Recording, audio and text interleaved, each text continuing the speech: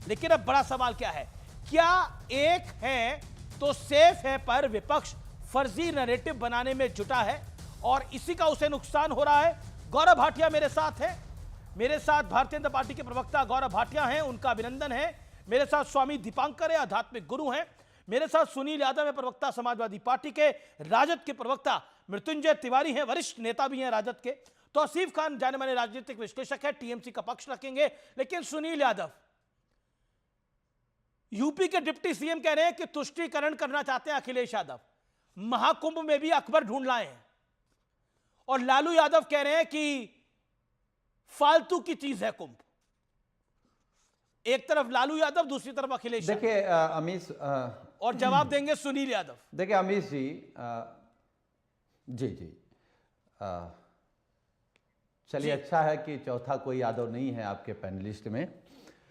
मैं ये कह रहा हूं कि अगर जो बात अमीश भाई माननीय अखिलेश यादव जी ने कही है, वो कोई आरोप नहीं लगाया, वो उत्तर प्रदेश सरकार के हित में और दिल्ली की सरकार को एक सुझाव दिया है। ज्यादातर ये देखा जा रहा है जो भव्य कुंभ है, दिव्य कुंभ है, वहां जगह की कमी आ रही, भगदड़ मची। सरकार ने कुछ आंकड़े छिपाए, कुछ बताए, कुछ नहीं बताए। लेकिन जो अकबर का किला है, जहां देश की सेना का कैंप है और वहीं से मां सरस्वती जी निकलती हैं, अगर वो किला भारत सरकार उत्तर प्रदेश सरकार को दे देगी तो और सहूलियत होगी। तो इसमें सवाल अकबर का कहां से आ गया, सवाल हिंदू मुसलमान का कहां से आ गया कुंभ में? सवाल तो कुंभ में अव्यवस्था का है, सवाल तो कुंभ में भगदड़ का है, वो कुंभ में हो या दिल्ली के रेलवे स्टेशन में हो। आप याद करिए, ये भी कहा गया था कि प्रयागराज में जहां कुंभ हो रहा है वो तो वक्फ की जमीन है, ये भी कहा गया था। एक तरफ लालू यादव जी कह रहे हैं कि ये फालतू है कुंभ। क्या आपको लगता है कुंभ फालतू है? मतलब 50 करोड़ श्रद्धालु जो स्नान कर रहे हैं आपके कार्यक्रम में क्या? जवाब दीजिए इस बात का, फिर मैं गौरव भाटिया के पास चलता। मैं जवाब दे रहा हूं। देखिए अमीश भाई, एक तो ये बात स्वीकार कर लीजिए आप भी कि ये कुंभ सनातन धर्म भारतीय जनता पार्टी की प्रॉपर्टी नहीं है। बिल्कुल नहीं। और कुंभ इसलिए नहीं हो रहा कि बीजेपी है, कुंभ इसलिए नहीं हो रहा कि बीजेपी है। कुंभ लगातार होता आया है, कुंभ आगे भी होता रहेगा। यह हमारी आस्था का सवाल है, आस्था का प्रतीक है, जहां तक सनातन का है। नहीं, मैं तो आपसे जो सवाल पूछ रहा हूं, आचार्य जी जुड़े हैं, की परिभाषा बता रहे हो, सनातन की परिभाषा बता रहे हो, मैं कह रहा हूं कुंभ फालतू है। अरे हमारी सुन लीजिए, ये आपके अलायंस पार्टनर ने बोला, लालू यादव ने बोला।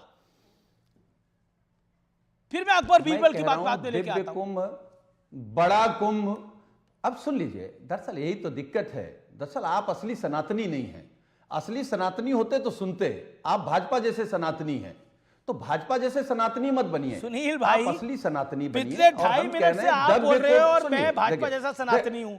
अरे भाई, मैं सनातनी अरे हूं, तो मुझे ना पिछले 2.5 मिनट से आप बोलने नहीं दे रहे हो ना आरएसएस से। आप तो केवल बुला लेते हो। आप, मैं आपसे प्रश्न पूछ रहा हूं, मैं आपसे ये तीसरी बार पूछ रहा हूं, क्या कुंभ फालतू है? लालू प्रसाद यादव ये बात कह रहे हैं, आप उससे सहमत हैं? सहमत हैं? आपको लगता है गलत बोला तो निंदा करिए लालू यादव की। आप यहां पर माफी के साथ मैं आपको बोल रहा हूं, आप लगातार, मैं आपसे, लालू यादव कह रहे हैं कुंभ फालतू है।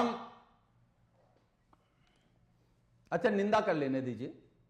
हम निंदा करते हैं योगी आदित्यनाथ की, मोदी जी की, कि कुंभ में जो लोग मरे हैं उनके आंकड़े छिपाए जा रहे हैं, जो घायल हैं उनके बारे में रिपोर्ट नहीं बताई जा रही है। दिल्ली की जिम्मेदारी किसकी है? उत्तर प्रदेश में तो लोग मर गए तो योगी आदित्यनाथ जिम्मेदार हो गए दिल्ली वालों के हिसाब से। अब जो दिल्ली में मर गए उसके लिए कौन जिम्मेदार है? उसके लिए तो मोदी जी जिम्मेदार हैं कि नहीं जिम्मेदार हैं? आपके हिसाब से बताइए। जिम्मेदार है। और मैं एक अनुरोध के साथ कह रहा हूं, लेकिन कुंभ फालतू है, मेरा सवाल वही खड़ा हुआ है। और मैं इस देश की जनता से आज पूछता हूं कि इस देश का महापर्व कुंभ फालतू है। इंडिया गठबंधन के एक बड़े घटक दल को यह लगता है और सारी सेकुलर पार्टियां इस पर चुप है। गौरव भाटिया, मैं आपसे प्रश्न पूछता हूं, कुंभ फालतू है, ये मेरे शब्द नहीं है, मैं माफी के साथ ही शब्द बोल रहा हूं, ये एक बहुत बड़े नेता के शब्द है, लालू प्रसाद यादव जी के शब्द हैं, ये उनका सम्मान है, लेकिन शब्दों की बात आप देखिए, कुंभ फालतू है। देखिए अमीश जी, सबसे पहले तो हर वो नेता फालतू है, हर वो नेता फालतू है अगर कोई कुंभ को, महाकुंभ को, हिंदुओं की आस्था को फालतू बताता है। और कोई लार लपेट नहीं, मैं कोई शब्द बदलूंगा नहीं। किसी को हक नहीं है कि करोड़ों हिंदुओं की भावनाओं को आहत करे, लेकिन है क्या, जैसे जैसे बढ़ता है पूजन वैसे वैसे इनके चेहरे की बढ़ जाती है सूजन। जो असंभव था उसको संभव कर दिया प्रधानमंत्री नरेंद्र मोदी जी और योगी आदित्यनाथ जी ने। 53 करोड़ हिंदुओं ने आस्था की डुबकी लगाई है। सबसे भव्य आयोजन है ये अद्भुत है, अकल्पनीय है। यही देखा नहीं जा रहा विपक्ष से। और आप विरोधाभास देखिए, जब प्रधानमंत्री जी ने एक मूल मंत्र दिया, एक है तो सेफ है, और योगी जी ने कहा अगर बटोगे तो कटोगे, तो सबसे ज्यादा दर्द किसको हुआ? Samajwadi party, Congress party, RJD, Arvind Kejriwal, Mamata Banerjee, क्योंकि ये केवल तुष्टीकरण की राजनीति करती है। और इसका असर क्या हुआ?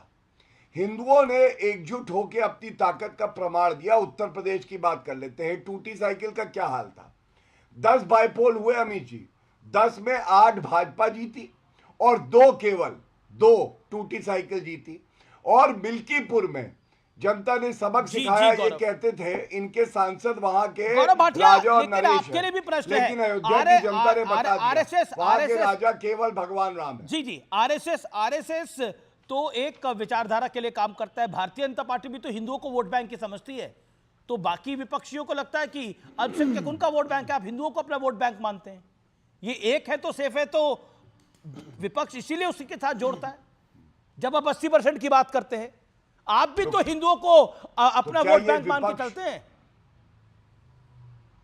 हाँ, पहली बात एक बात बता दें, सबका साथ, सबका विकास, सबका विश्वास, सबका प्रयास, इसमें क्या मुसलमान नहीं आते हैं? और जब कहते हैं एक है तो सेफ है। अच्छा, दिल्ली का चुनाव हुआ अभी पीछे, मैं सवाल पूछता हूं। आपने बोला इसमें मुसलमान नहीं आते, बिल्कुल वाजिब बात है। आपका सवाल बिल्कुल, आपका पॉइंट सही है। मैं सवाल पूछता हूं, दिल्ली में कितने मुसलमानों को आपने टिकट दी थी विधानसभा के अंदर? महाराष्ट्र में कितने मुसलमानों को बीजेपी ने अपने कोटे की टिकट दी थी?